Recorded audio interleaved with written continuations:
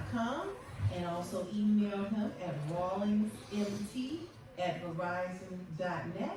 And we'll give all that information again before the hour is out. But good afternoon, Pastor Rawlings. How was your fourth? It was good. It was pretty quiet, At this point, the kids are a little bit older, so they go do their own thing, So, No yeah. fireworks, no firecrackers around there? Well, just kind of in our neighborhood there, they let some off. So I go out to my front porch and watch a few, and then that's just about it for me. So. Well, we are happy to have you back on another Thursday, a thankful Thursday. So you said that we are going to talk more about some solutions today, and I think that's what our listeners will appreciate today, talking about some solutions. Yeah, so that's right. We last week we had a caller, and he mentioned, he said, I see the problems, I know what the problems are, but what are the solutions? Mm-hmm. And so within the book, Killing Me Softly, there are a lot of solutions, but they're in the back. Mm-hmm. And so we have been working toward that. But I do realize that we need to at least talk about what some of those solutions are as we're going on, or all we do each week is complain. Mm-hmm. we don't want to do that. So yeah, so I wanted to talk about some of those, pick it up a little bit where we were last week, but up until the break, it's probably going to be more information, and then after that, we'll talk about the solutions. And I welcome phone calls, but I can imagine that today will be somewhat controversial. And as I said, I want us to be open to talk about anything and everything, just in a cordial manner. So if you want to come and ask a question, if you want to disagree with me, that's certainly fine. But in a respectful. Yeah, and part of that program, the book, is that we need to have these conversations. Yes. And you can't just, at a certain word, oh, I can't believe they said that word. Oh, I can't believe this or that. Let's talk openly and cordially, and especially as Christians. Mm-hmm. One of the premises of the show is this: we are not first black or white or men or women or whatever. We are first believers. Mm-hmm. And as Christians, we are a unique group within the world, and so we should be able to talk about these things and disagree and not be easily offended. So. Yeah, because I remember as a child growing up, I was taught never to talk about certain issues, primarily religion and politics. You never talked about that stuff. Why not? I know. I have seen people at a dinner table just yell at others over politics and whatever. And I think they kind of enjoyed it, but I was never one of those. So we have some controversy that you want to get into today, huh? Well, yeah, the first thing, as far as the solutions go, there are several things that I'll list, and you can be thinking of those in the future or reading the book, Killing Me Softly, mm-hmm. as we go ahead. But to look at some of the solutions, the first one is this. I believe that the black community is in desperate need of educating itself. And when I say educating, I do not mean your 6 to 7 time slot on the news tonight. I do not mean your politician telling you what is and what isn't right. I mean to study history and to study where things are really going. And first of all, let's start by this. We are being told over and over that black people are being slaughtered in the streets, and predominantly by police officers. That's just absolutely not true. There is nothing accurate about that. No statistic will back that up to say. And I've had several people. I saw a clip the other day of some actors and actresses, and one of them said, as a white person, and black people are getting slaughtered in the streets. I had a person come to my office one day and he said, Todd, they're slaughtering us in the streets. And I said, well, let's take a look at that.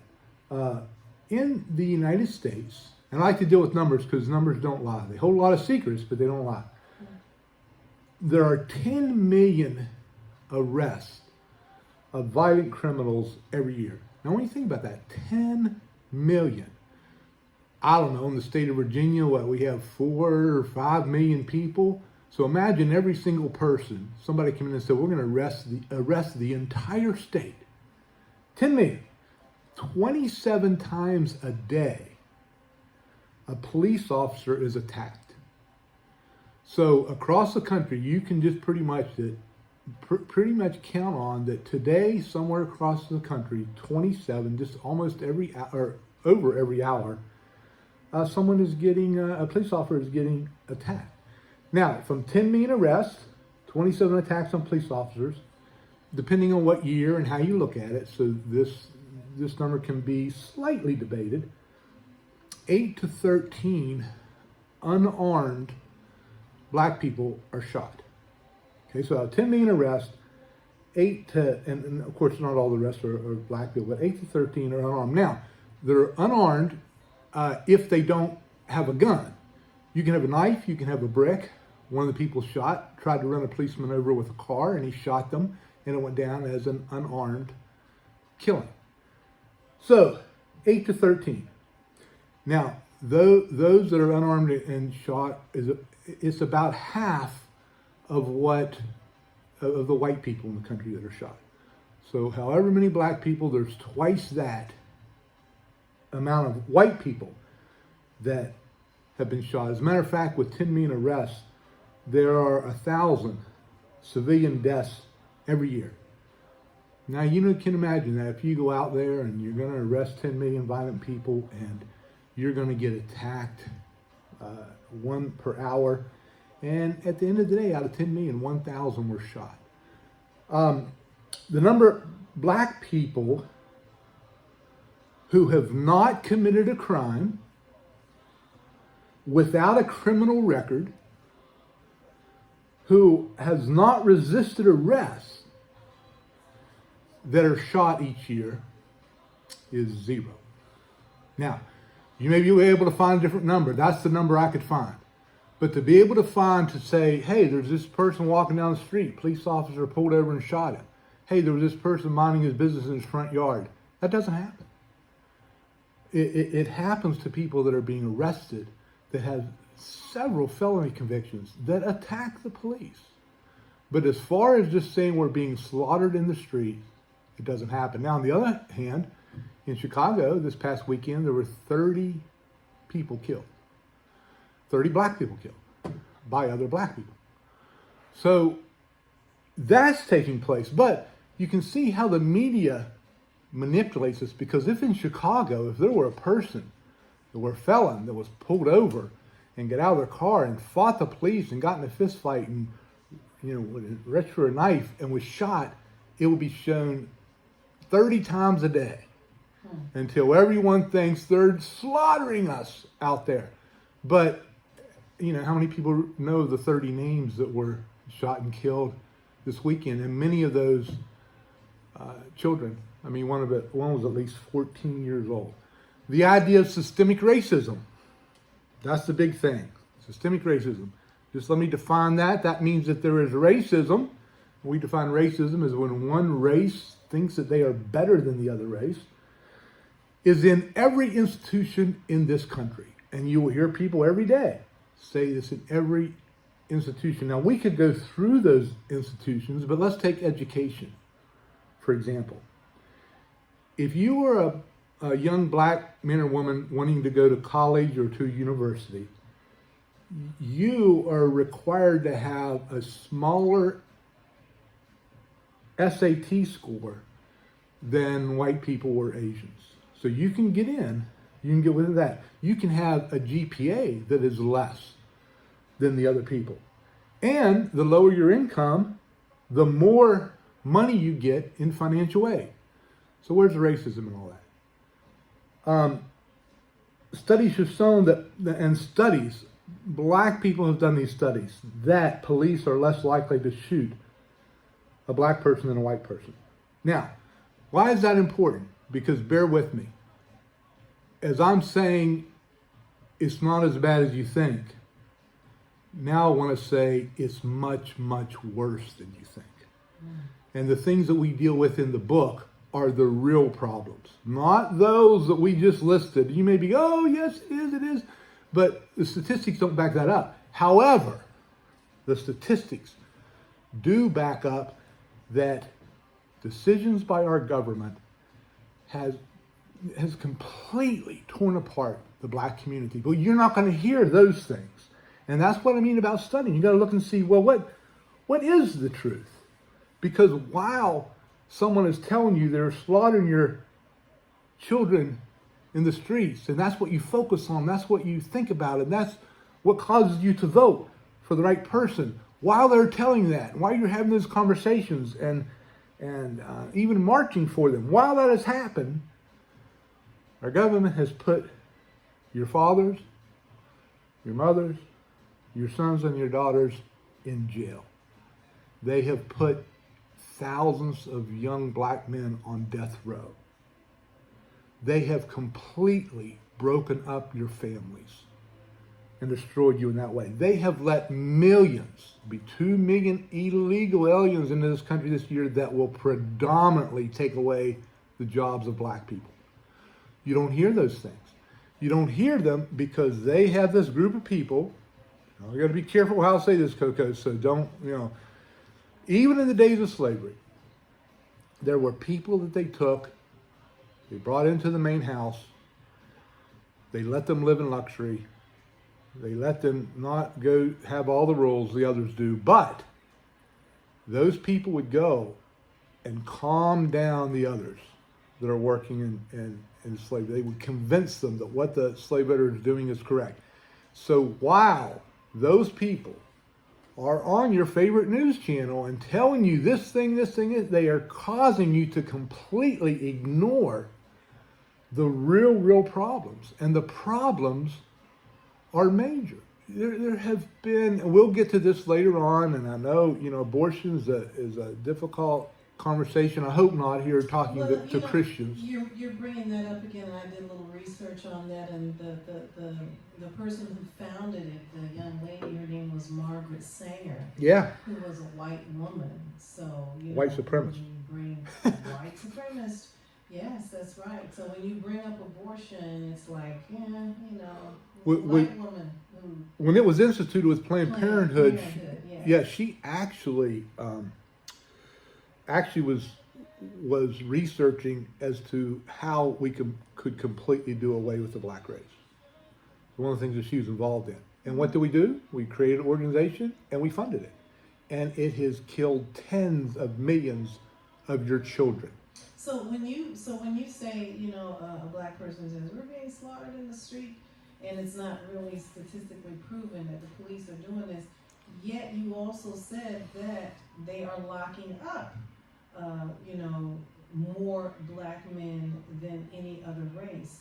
Yeah. So we might not be being slaughtered in the street as far as being killed, but we're being put back into slavery by being jailed. Oh, absolutely. You got it perfectly, Coco. And a person to listen to, now be careful when you listen to him because his language is not good. But Judge Joe Brown, and because he's been around a long time, and he was at a time when he said racism was horrible in this country. But as a judge, he would say it was difficult because they kept passing laws that I had to enforce as a judge. And those laws were tearing young black men and women to pieces. And it wasn't just, we mentioned the 1994 crime bill, but it's not that. There was one in 77, one in 79, one in 91. And it was all the same people that was doing it, and the black community has voted them into office after they put their children into prison. But he talked about it where even in 1991, you would have to, he's much more articulate than I am, but just because of one rock, which is a cocaine thing, because of one rock, a young man would get 5 years in prison. But then they did another law as far as federal probation goes, and if you were in jail 5 years, you didn't get out. So he says, so I'm standing there with young kids who has made maybe this one mistake, maybe two mistakes, and I'm having them go off to prison. So in the meantime, we're going, oh yeah, the police are slaughtering. No, the police are going by the laws that they're given. The judges are going by the laws that they are given, and it has devastated the black community, and we have not been up enough on history to understand the damage that these things has done. And we've got to stop letting these talking heads teach us history. We have a phone call. Okay. Are you ready? Yeah. All right. Okay. Thank you so much for calling Cordial Conversations with Pastor Todd Rollins. You're live on the air. Go ahead. Okay, Sister Coco, myself, I won't identify myself, but I'm listening to this conversation. Be absolutely honest with you. What Rollins is saying, he's saying, but you coming back behind him and making it plain, and what he's saying, I just don't like what he's saying. I don't, Sister Coco, and I'm just sorry. If you don't like it, that's on him. I don't see I'm just saying to experience being a black man. It's way different from being a white man in any part of this country. Not only that, I just thought about something. Why are we African Americans, but the white people are Americans? Why they're not European Americans? They didn't own this country. So that's just my thought. That guy, I try him every week listening to him, but he just drags on. Don't hang up. Don't hang up. We want to address what you're saying. So what was the first thing that you said? Well, the first thing that I said was, he would say something, but you would come back and make clear and plain of what he's saying, but it almost seems like it's the opposite. And I just can't go along with black men are not being slaughtered. And like you made plain, no, they may not be killing all of us, but when we hold the majority of the population in prison, that's your new slavery. Correct. Now, Pastor Rollins, did you want to address that? Yeah, sure. A couple things. As far as people being slaughtered, I would just ask you this. Call back in next week and spend the next week studying, and let me know the number of black men and women that this year, without a felony charge, without carrying a gun, without fighting the police, let me know next week how many people have been slaughtered in that way. Number one. Now, as far as the prison goes, you just made my point. The point is, while we're focusing on that, laws are being enacted that put black people disproportionately in prison. So that's my point. But we're not talking about those laws. We are not holding the people in government accountable who have passed those laws and have put young black men in prison for life and have put young black men and women on death row. So that is exactly my point. You rarely ever hear that, but you do hear we're getting slaughtered in the street. And what needs to be addressed is these people that are passing these laws that are tearing down the black community. And you said that prison is the same as slavery. Well, yes, but also our inner cities are the same as reservations, just for the Indians. We put people there and we make it so they can't leave. And so those are the things I think that are most detrimental to the black community. And these other things are just a smokescreen. Do you agree with Well, that? I just say, in the life of in the day as an African American male, because that's what I am, proud to be. I wouldn't want to be white on nowhere on this earth. I could not ever be that. Would not want to be that at all. Could be that if God said so, but thankfully He didn't say so. But to live as a black man in this place called America, and let me just say this: this country was built on my grandfathers and all their backs with free labor, but the white people have used it, have enjoyed the fruits of our labor for their good, and we're still behind. What is my 40 acres and my million that you promised them? And I believe that you and Pastor Rollins are somewhat saying the same thing, because he's pointing the finger at the government of the people that we elect who's supposed to be doing things for us. And right there, to me, that's the problem. Because we depend too much on somebody else when we need to be more independent. But we elect officials that promise us certain things that do not keep their promises. They haven't. You're right as far as our ancestors building up this country and them flaking out on each and every treaty. You know, they haven't upheld not one treaty, but who is they? When I say they haven't held up one treaty, we're talking about the government, the people, our elected officials that we put into power. Do you not agree with that? I agree with it to a small extent because government primarily is ran by people not of color. Okay. So Primarily by people who are not of color and would lie to the black or the people who are of color to get what they want. They get into office and then they don't support what they say they're going to do. We've only had one black president in all the presidents we've ever had. We only had one female vice president and all the vice presidents we've had. Howbeit, and we're the ones that make sure that you don't get in an accident because we built the traffic lights. But you know what? And let me just say this, Pastor Ron, because we got to go to a quick break. First of all, we really do appreciate you calling in. This is what makes the show. Thank you so very much for listening and calling in. And the fact that you brought up that we had one black president, you know, I could take 8 hours, a whole day or longer, speaking about what did he do for us while he was the president just because he looked like us. So, again, wait, wait a minute, hold on, before you say anything, I just want to say, it's not about color up there. The government officials, once they are elected, after they have done and said what they wanted the media to report to us, again, my theory is, at the end of the day, they all go to a bar and have a drink on our stupidity. Yeah, and if I could add one more thing, do we have 30 seconds before we go to a break? 30 seconds. Okay, 30 seconds. The other thing is this. I mean, I'm not exactly sure we're differing because everything I heard seemed to be what we've been saying. And so I think he's thinking there is more slaughter in the street by the police. Okay.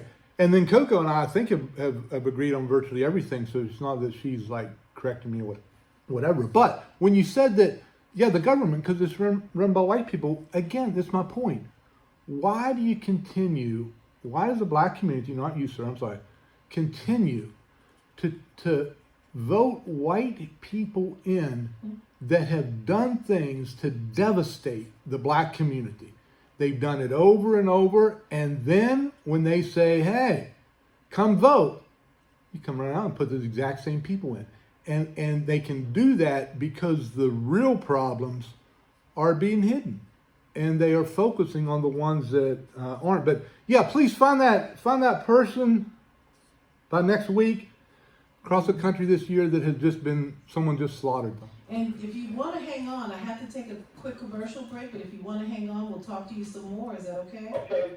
Yes, ma'am. I'm going to hold on because I got to take it. Okay, don't hang up. You are inside Cordial Conversations with Pastor Todd Rawlings on WTJZ Praise, your ultimate gospel experience. Don't you go anywhere. We'll be right back. We probably shouldn't talk to him too much because hopefully the solutions, Right. you know, we need to spend some time on. But yeah, I think that's the only reason why I'm leaving him up there, yeah. so we can get to the solutions part and we come to somewhat of agreement. Yeah. I don't want to leave him thinking that it's always this. We've got to do this until we're like, okay, let's calm down. Yeah. Let's breathe and come to some solutions. And I knew this was going to be controversial, but do you see, you know, how that term slaughtered in the streets has now been adopted and have been promoted, has been whatever, and it rubbed people the wrong way because, yes, we are being slaughtered in the streets. You know, but again, we're in Virginia. Tell me one person that has just been killed for no reason. None. And those who have, unfortunately, it's been by their own people. By their own people. And people don't, and you know, my people don't want to hear that, but you know, they can't handle the truth. But whether you can handle it or not, you're going to get it. And so, no, I don't agree with the way police officers' behaviors have been. And the only reason why they get away with what they've gotten away with which because of George Floyd, they're starting not to. Yeah. But I still don't think the sentence was enough. But you know, I'm gonna speak honestly. You know, everybody loves Obama, but what did Obama do for us when Mike Brown and it was something going on in another state, I can't remember. He didn't do anything but go out of this country and kill whoever he killed over there, and the military praised him and everybody praised him. And what did he do for us as far as making sure an executive order was passed where police officers would be penalized heavier for crimes of just killing someone in the street, like Trayvon Martin, who's just a kid walking down the street with Skittles, a bag of Skittles and whatever. You know, that man is still free. That's where I know what he's talking about. Yeah. But what you're talking about is what I just said. What have our leaders done to make it more harsh penalties for these people, police officers, to make sure they go by the book and do everything right? That's where I'm in the middle, where I see both his side and your side, and I gotta get my people to see what you're talking about. Sure. You know? Yeah. That's why I wanted to hang on. And I'll let him know we're not gonna talk to him forever, not the whole show. But I don't want him to feel slighted in any Yeah, way. it is tough. My son's best friend is a young black man. He's been in our family since whatever. He tells me all the time I'm his second father. But I asked him one time, I said, are you afraid, like when a police officer comes behind you? And he said, it's so funny because I know there's nothing to worry about. I haven't committed a crime. I haven't done whatever, but I'm still scared. And that spoke a lot. And so the question is, he's saying, I have no reason to be scared, but I'm scared. And that's part of what happens. Yeah, but he does have a reason. Because of what the media Exactly. has projected. That's what I'm saying. And that's what we'll talk about. We got 20 seconds. Yeah, that's what I'm saying. That is his reason, because someone has told him every day, you should be afraid because someone's going to shoot you.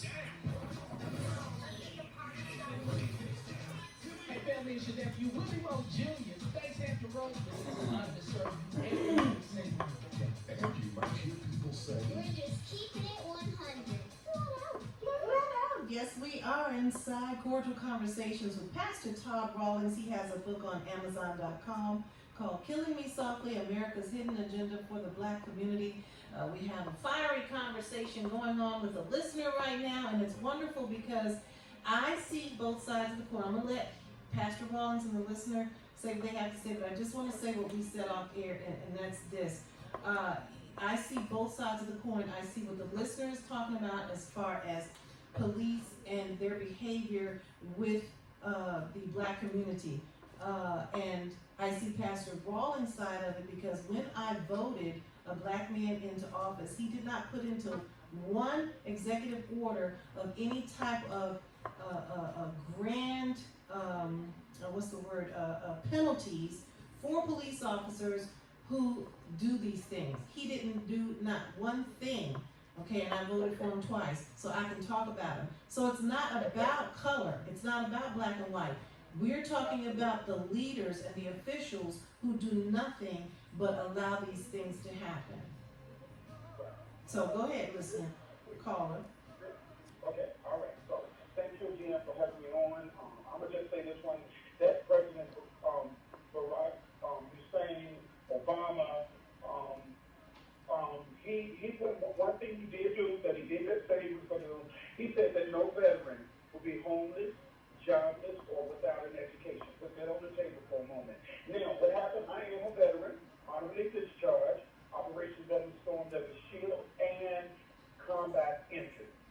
I came out of the military. I was put out of the military because I had a substance abuse issue, and I dealt with that issue for 17 years until I went to the Veterans Administration in 2010 when President Obama was in place, and I did go back and get my education. I have my degree now.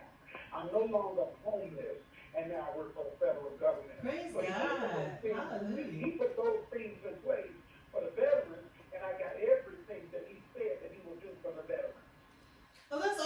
veterans, but That's I great. was talking about those who say they are getting slaughtered in the streets. So again, I am not going to debate about Obama because he's not the president anymore, but we are talking about leadership. That's what we're talking about, those who we voted for and what they said they were going to do. And what I'm talking about is that there was no executive order put into place while he was in office to make sure that these police officers were penalized to the fullest extent for anything that they did against the law as far as arresting a black man in the street. Pastor Rollins? Yeah, sure. May I just ask you this, sir? Because you said you were homeless, so you have seen the dark side of the country, what have you. Do you know personally a black man or woman who had no police record, who was not carrying a gun, who did not resist arrest? Do you know anyone personally that the police just pulled over and shot? No, I do not know of that. No. Okay, so that, all I'm saying is the term "slaughtered in the street" seems a bit big when I have asked Pastor 40 Rollins, people that. If you could share what you shared with me about your son's friend and how he's afraid, and what we talked about as far as the media and the propaganda that stimulates this fear. Yeah, what happens is this: is that certain politicians, they base their career on making us be afraid, making us be divided, making us want to hurt each other, and making us be racist. They have their people on TV that promote what they say over and over to do that. I have a young man, hello to JoJo out there. He's my son's best friend, and they are brothers. I mean, they are nothing but brothers, and he's at my house all the time.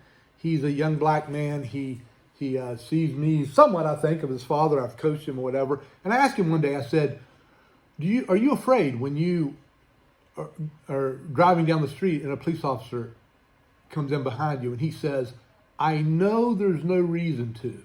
I know I haven't committed a crime. I know nothing's going to happen to me, but yes, I am. And I thought it was interesting because he has a reason to be afraid.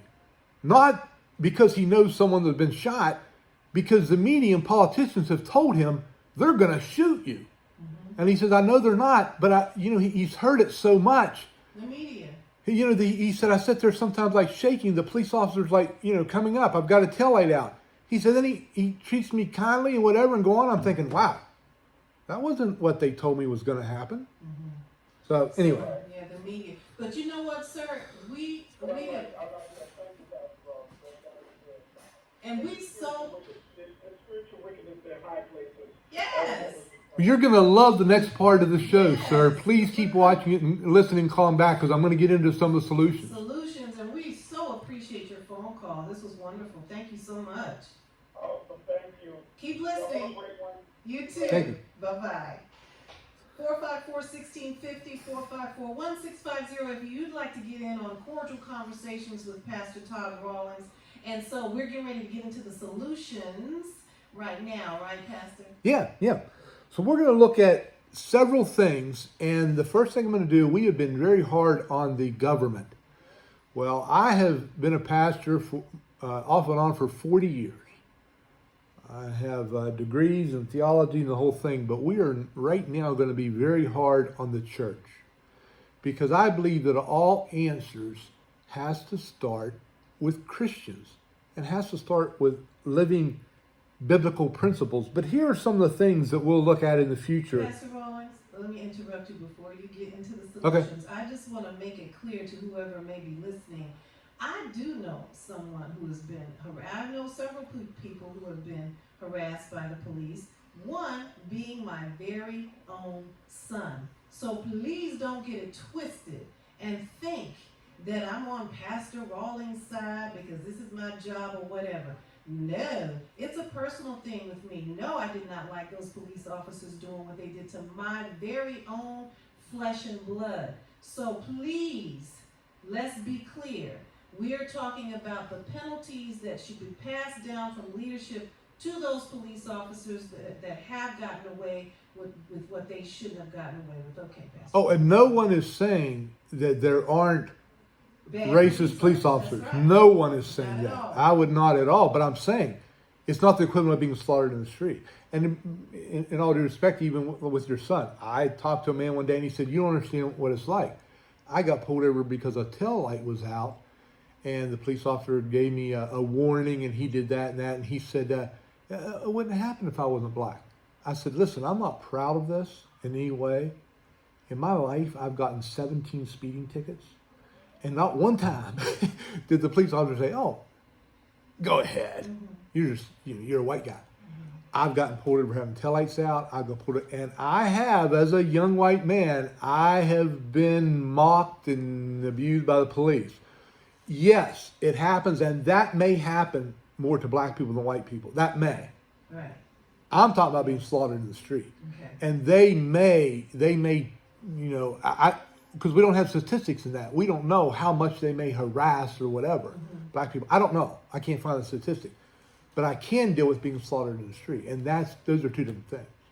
Okay. So we do get harassed, but we're not sure about that slaughter part. Yeah. And the only reason why we're saying that is because of what the media promotes. Okay. There you go. Well, so some of the things we're going to look at in the future as far as solutions. The first thing I think that needs to happen, and this is a reflection of the church and we as Christians, and where I think all problems are somehow centered around this, we need to put black families back together. And we need to firm up that the family structure. We're going to look at that in a second. But the other things are, I firmly believe, and I know people would say you're crazy, but we need to shut down the inner cities. We need to, as far as that 40 acres, the government has millions and millions and tens of millions of land that they own. Can we move people out of these places that have been built in the 50s and that people were forced to go there, and it has been nothing but cause crime and despair and whatever. So that, by the way, were built for veterans at first. Oh, that's a good point. Yeah, they were. And we're talking about the projects. We're Yeah. talking about the different projects were initially built for veterans. And we'll look at that in the future, but we need to shut those down. And the other one is this, we talked about, like with abortion, the black community needs to stop killing their children. They're a tenth of the population, and they abort as many babies as white people do. And this Planned Parenthood that we talked about earlier, there is an abortion clinic within walking distance of every black community in this country. Which was initially made by a white woman, Margaret Sanger. They targeted you. And abortion, you can talk about the rights of the women, but the main reason I believe that abortion has been so prevalent in this country is because it is a way for our government to maintain the numbers of the black community and to keep the black community from growing too big. And so that's one of the things. And we need to desperately reform education. And I mentioned college, but high school into college is just, it does not match up with the life of a black person. And so that needs to happen. However, let's start the first one. We're going to pick on me. Pick on us as Christians. Interesting story in the Bible with Balaam's donkey. The person that wanted to attack Israel, and they said, what can we do? And Balaam's donkey told him, you can't curse these people. And so he said it several times. So what Balaam did, instead of cursing Israel, which he was not allowed to do, he said, let me show you how to tear them down. Get them to the pagans. Get them to take the Israelite women as wives. Mix them together and spread immorality amongst them. Because God cannot bless that. And they did it, and it worked. And so one of the things that's happened with the black community is this. We have let the government in that way affect our morals.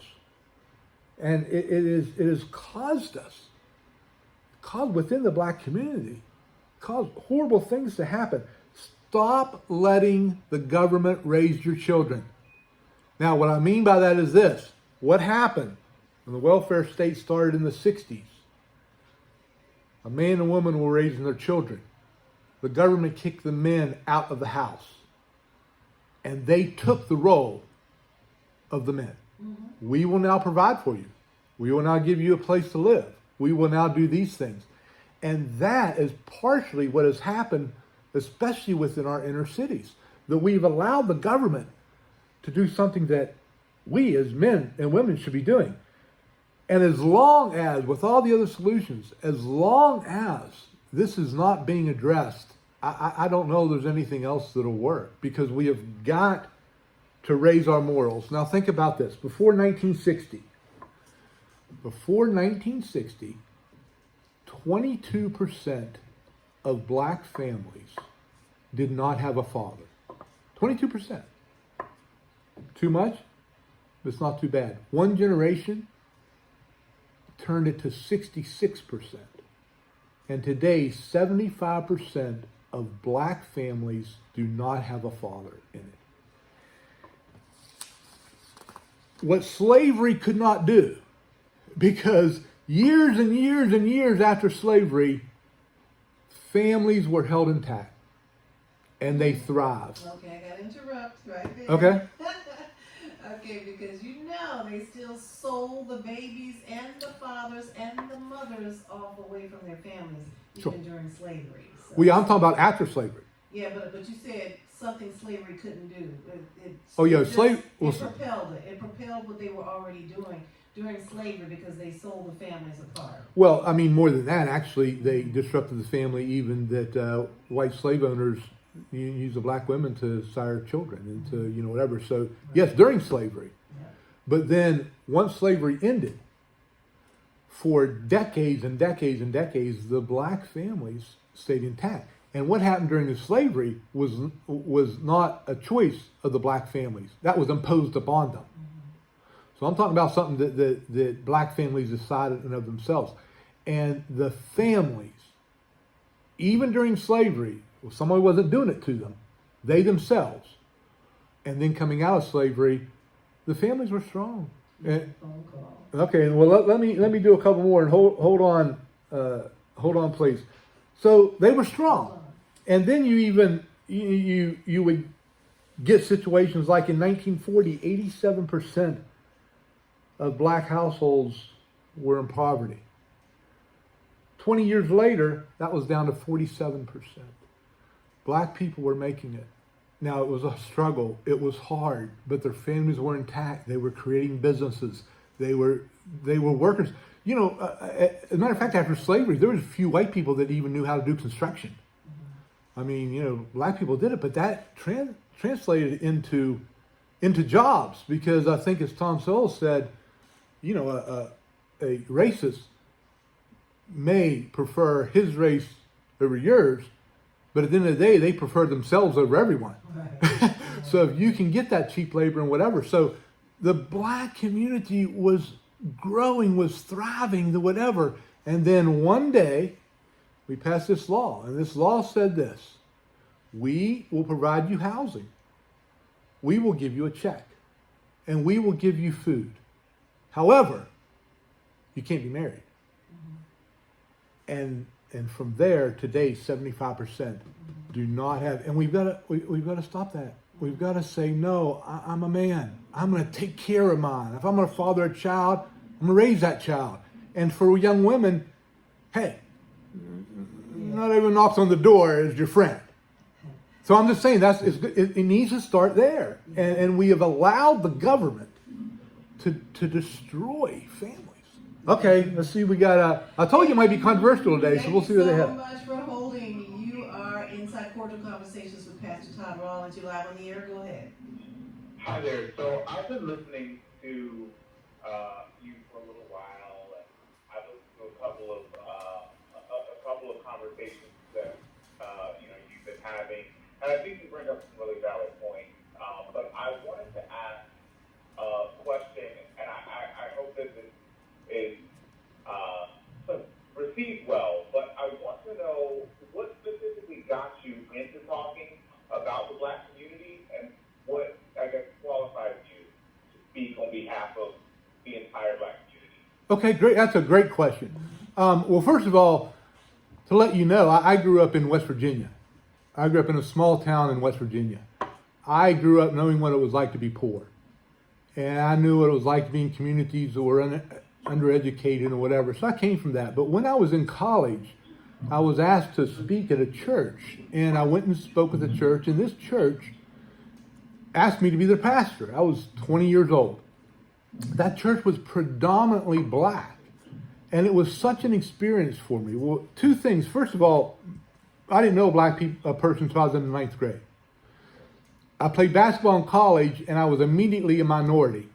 So I was on a team with 9 other people on it were black. And then I transferred to another college, and it was the same thing. So, a basketball team like that, you live together.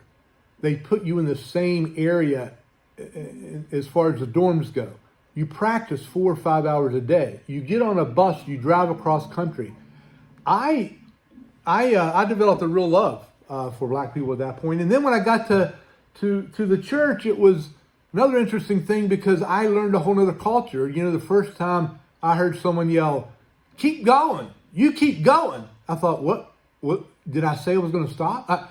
It was a completely different thing for me. When I came to Hampton Roads, I ran a homeless program for 3 years where I dealt a lot with black people. And then I went to Hampton, and for 6 years I ran the education and training program for low income in Hampton. My office for 6 years was in the largest public housing community in the area. And so for 6 years I worked every day.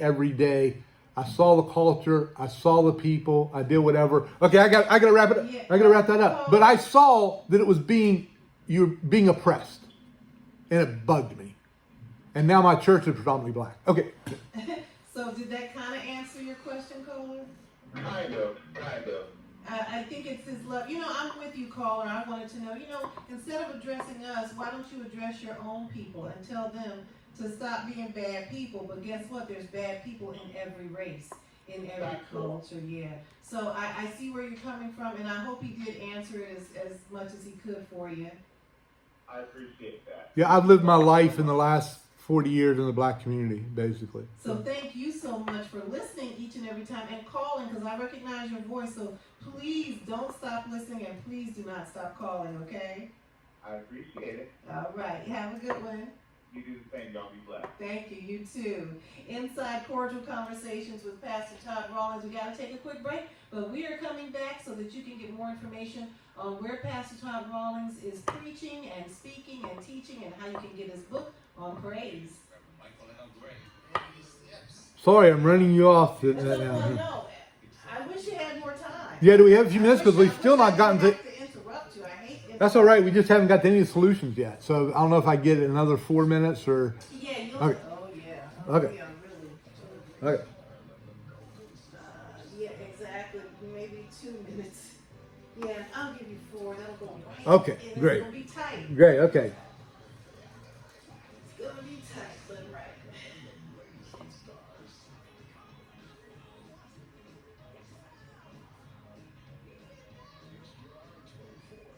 Yeah, I think that because of the way we've been programmed, because those are programs on the TV, the educational program has not allowed our minds to think outside the box. And I get why people are like, well, who are you as a white man to tell us how we're supposed to be thinking? But the thing is, like I just said to him, even if you did go back to your people and tell them this is what you're supposed to be doing, they'll either play the chess game of acting like they're going to do it for a month or 2 and then go right back to their ways, or they're not going to do it at all. You know, God forbid what happened to the Haitian president. These people are lethal. It's like they want power so much that they will go to the extremes of trying to take someone's life. And I'm like, So first of all, you're not even dealing with a person on your mental level. These people are somewhere else. Yeah. They're somewhere else. And that's how I feel like they overtook the indigenous people and the African people, because we didn't think like that. We didn't even think like ownership. Everything was everybody's. Yeah. We didn't think like, okay, this is mine, you can't have it. No, this is mine and I want to share it. Yeah. So that, I think we were taken advantage of and taken for granted, because we welcomed and we shared, and that was our way of living. So Yeah. now, even in, people feel like it's a black and white thing. It's like, not anymore. It used to be. Yeah. But it's too integrated now. I can't even trust my own people. Yeah. Less known your people. So how am I going to sit there and say it's all you when I've got sellouts in my own community? Yeah. Yeah. Yeah. And it is difficult. I mean, but people like yourself, I'm sure you've experienced racism, but you've done the right things, and you have made it as a black woman in this country. Now, you may have been held back at times, but you're not in prison. And you know what I'm saying? I mean, But see, there is opportunity. You say I'm not in prison, and I understand what you're saying. No, I'm not behind a jail cell, but we are in a prison. Yeah, To a degree, because we can't do the same things you all can do. But what I meant by prison, what I said was, congratulations, you haven't committed a crime. These other things didn't cause you to go kill someone. It didn't cause you to go do drugs. You have taken that moral path. So listen. And it's benefited you. Excuse me, I'm sorry. So we got 30 seconds. You want to hit on a solution real quick? Yeah. And tell people where you are, and we got to get out. Yeah. So we got 20 seconds. Here we go. The opportunity to be with praise on the hour of power every second Friday of the month at 1 o'clock. We look forward to praying with you, to sharing a life-changing word with you. So listen, take some time out of your busy schedule and meet us right here on WTJZ Praise. Your ultimate gospel experience. That's right. We're inside Cordial Conversations with Todd Rollins, and we got to make it real quick. We want to hit on at least one solution, and next week we promise we will get to more solutions. Okay, I'm told I have to talk quickly, so again, I refer you to Killing Me Softly, the book on Amazon. My church is New Life Community Church on 129 North Wichita Road. Please come out and help us any way you can, and please contribute. Please go to Cordial Conversations. There's a place there you can contribute to the show, and we're still looking for corporate sponsors as well. So, as the first thing has to happen is something morally and happening in our community, that we've got to turn this thing around with fatherlessness and killings black on black and babies being aborted. So here's the thing with black people, and when there are people that will say, well, you're white.